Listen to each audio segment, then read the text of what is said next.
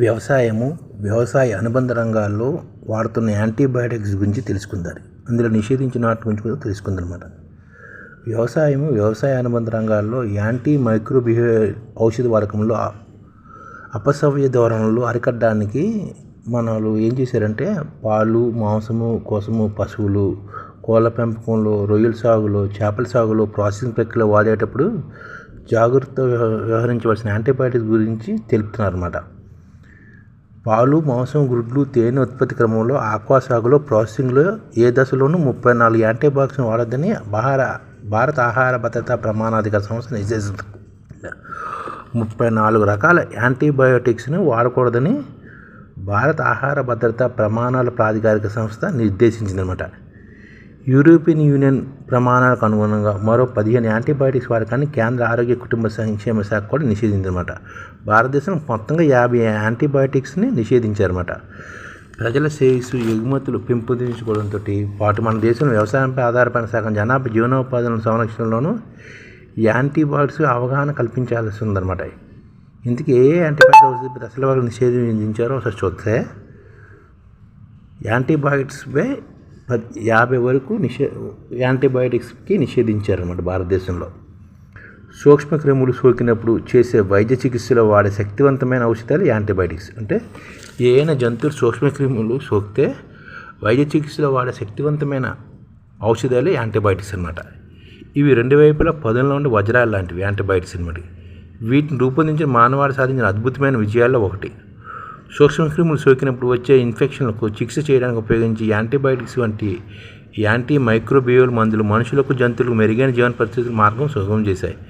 ఈ antibiotics, anti microbial మందులు మనుషులకు, జంతువులకి మెరుగైన జీవన పరిస్థితులకి ఉపయోగపడుతున్నాయి. అలాగే సూక్ష్మక్రిములు సోకినప్పుడు వచ్చే ఇన్ఫెక్షన్ రాకుండా ఇవి చూస్తున్నాయి అన్నమాట. యాంటీ మైక్రోబియల్ ఔషధాలు మనుషులు, జంతువులు ఎక్కువ కాలము ఆరోగ్యకరమైన జీవనాన్ని గడపడానికి కూడా ఈ సహాయపడుతున్నమాట. అంటువ్యాధులను నివారించడానికి, నియంత్రించడానికి, చికిత్స చేయడానికి ఈ యాంటీ మైక్రోబియల్ ఔషధాలు ఎంతగానో ఉపయోగపడుతున్నాయి.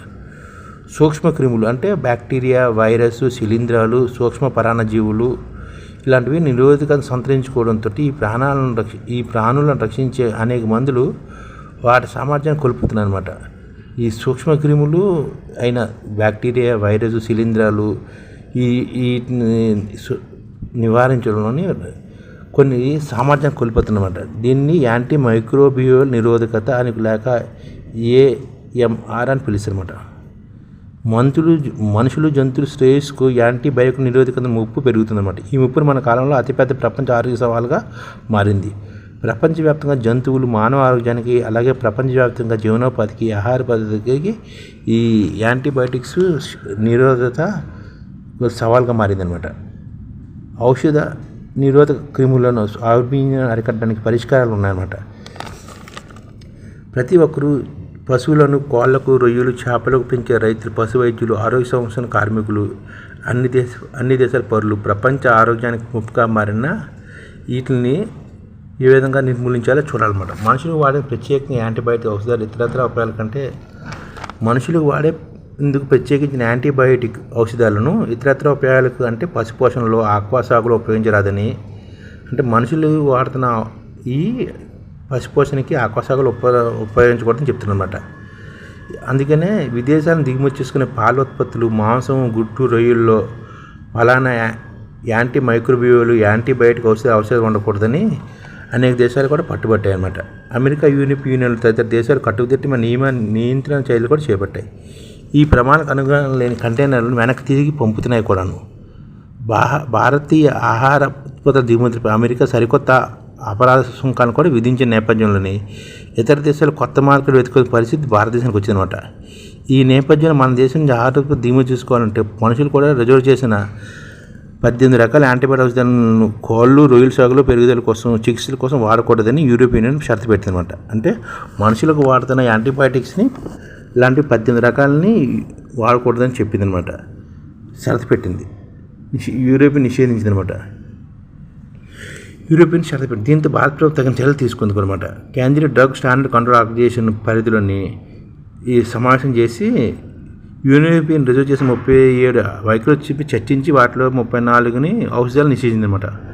మన దేశంలో వీటి తయారీ, దిగుమతి, అమ్మకం, పంపిణీ, వినియోగాన్ని నిషేధిస్తూ కూడా నిర్ణయం తీసుకున్నారన్నమాట.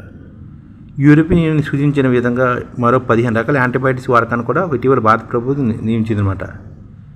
గతంలో నిషేధించిన వాటిని కలుపుకుంటే మొత్తంగా నిషేధించిన యాంటీబయాటిక్ జాబితా చాలా ఉన్నాయన్నమాట. ఇలాగే యూరోపియన్ మనుషులకు చికిత్సకు రిజర్వ్ చేసిన యాంటీబయాటిక్స్ ఏంటంటే కార్బోక్సి పెనిసిలిన్లు, యూరిడోపెనిసిలిన్లు, సెప్టోబ్రియరు, సెప్టారోలిను, బీటా లాక్టమస్ ఇన్బిరియేటర్తో సలోఫిర్ కార్ఫన్ కాంబినేషన్లు, సైడరోఫోరోసెలోలోస్పియరు, కార్బఫెనోయిమ్లు, మోనోబాక్టమ్స్, ఫాస్ఫోరిక్ యాసిడ్ డెరివేట్స్, గ్లైకోపెప్టైడ్స్, లిపోపెప్టైడ్స్, ఆక్వాజోలిడినోన్స్, పిడాకోమైసిన్, ఫ్లోబోమైసిన్, గ్లైసిలైసిక్లిన్, ఎరవాసైక్లిన్, ఒమాడాసైక్లిన్ ఇలాంటివన్నమాట. ఇలాంటివన్నీ నిషేధించారన్నమాట. భారతదేశంలోని నిషేధించిన మైక్రో ఇవి. అలాగే పశువుల రొయ్యల సాగులో నిషేధ యాంటీబయాటిక్స్ ఏంటంటే మాంసం కోసం పశువుల పెంపకాన్ని, పాడి పశువుల పెంపకం, పాలోత్పత్తుల తయారీ, కోళ్ల పెంపకం, ఆక్వా సాగు రంగంలో నిషేధించడం అనమాట. యాంటీబయాటిక్స్ 3 తరగతులు అవి. అలాంటివి అట్లని యాంటీబయాటిక్స్లో 5 రకాలు నిషేధించారన్నమాట. అంటే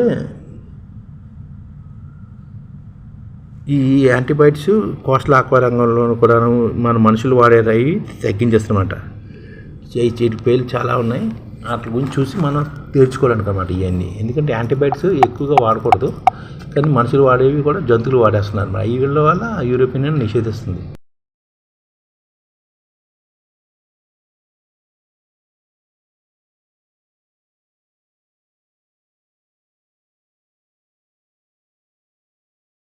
ఈ ఛానల్ ముఖ్య ఉద్దేశం ఏంటంటే మన తెలుగు రాష్ట్రాల్లో 1 కోటి మందికి సంఘటిత రంగాల్లో ఏ విధంగా ఉద్యోగాలు ఇవ్వవచ్చు, కనీస నెల జీతం 30,000 వరకు ఏ విధంగా ఇవ్వవచ్చు, ఏ విధంగా చేస్తే ఉద్యోగాలు సృష్టించబడతాయో వివరిస్తూ ఈ ఛానల్లో వీడియోలు వస్తాయి.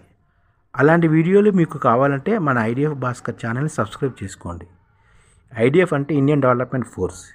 ఈ వీడియోలు చూసిన తర్వాత మీకు నచ్చితే లైక్ చేయండి, మీ ఫ్యామిలీ మెంబర్స్కి షేర్ చేయండి, మరియు మీ ఫ్రెండ్స్కి షేర్ చేయండి. Thank you. నమస్కారం.